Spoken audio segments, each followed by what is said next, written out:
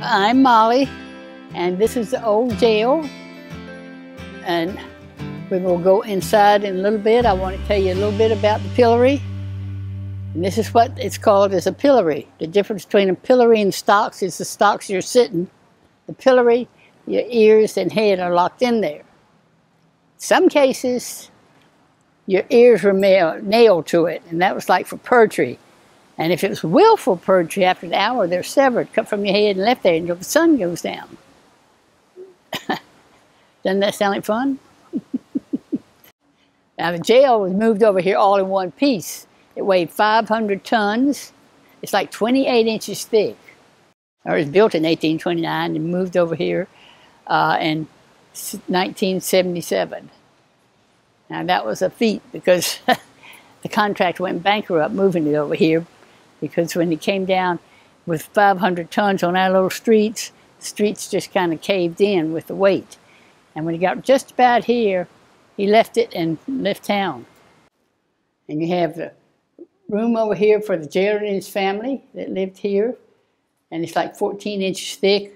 On this side over here is for the prisoners. And it's 18 inches thick. If you I'll notice, of course, you had the large fireplace because the jailer's wife had to do all the cooking for the prisoners.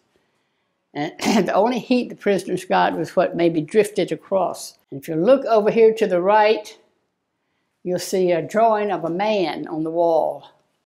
You see how the feet are dangling? There was only one man ever hanged inside this jail. His name was Lawyer Bryan. He was hanged for murder. He shot a very prominent citizen in the back. And he was from Onslow County. And they didn't think he'd get a fair trial, so he was sent here to be tried. Didn't fare too well here. Now, your beams are only about this far apart. So that was in case the prisoners had gotten through the floor upstairs, they could not squeeze through the beams to get downstairs. They used to have a fence around the jail and a big dog out there. So if they did get out, they didn't have a chance. Right here, there was another room on that side of the jail for women prisoners. And this side would be where the jailer and his wife slept. They did have a little fireplace up here, kept them warm.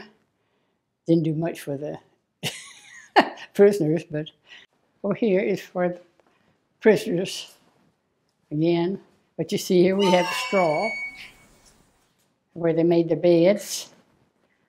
And of course, you know, no bathrooms, so it was also their bathroom. So in one corner, it had the straw for the bathroom. It had to be cleaned out quite a few times. And the other, you get the straw and make your own little bed. Sounds like fun, doesn't it? There were 3 people hanged in Beaufort at this time. And one was in the jail and the other 2 were from a tree. And you got to remember that you had to have 12 feet at least to hang a man properly. Now, when I say properly, that means if not 12 feet, I mean they'd choke to death.